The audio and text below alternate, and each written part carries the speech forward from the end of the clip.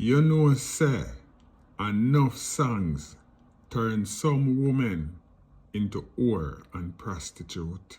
No disrespect to any woman, but it's just the fact, truth.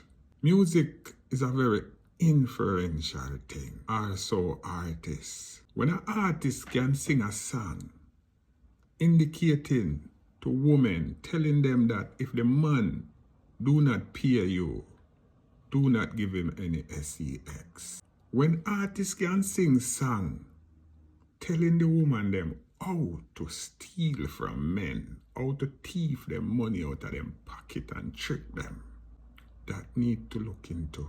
Because the powers of music and the influence of artists, whatever an artist sing, whether good or bad, there are many people who follows and do the very same what artists sing into music. And I'm going to use sizzla as an example to show you the influence of music and the powers of artists. When sizzla came out with Black Woman and Child, thank you mama for the 9 months you carry me, and wrap up him head with the turban, almost the whole of Jamaica locks and turban up, and I say Rastafari. And not only Jamaica, even in Germany, that's where I stand up. Sweden, Poland, Switzerland, Netherlands, France, Belgium, all over Europe.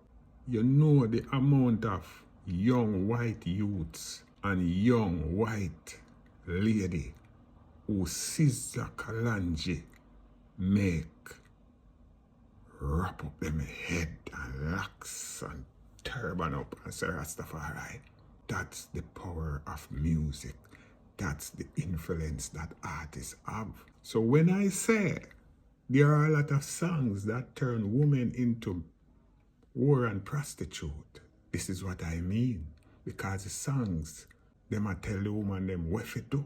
Remember say you have songs out there where I tell woman say, bun him, take man pan him, you know. You know how much woman do that?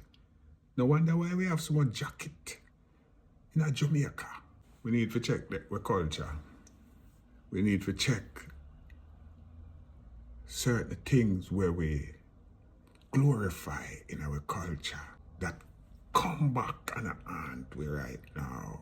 And I think on a realistic level, some of the music have a lot to do with it. All the artists who sing these type of music, maybe they don't sing it intentionally.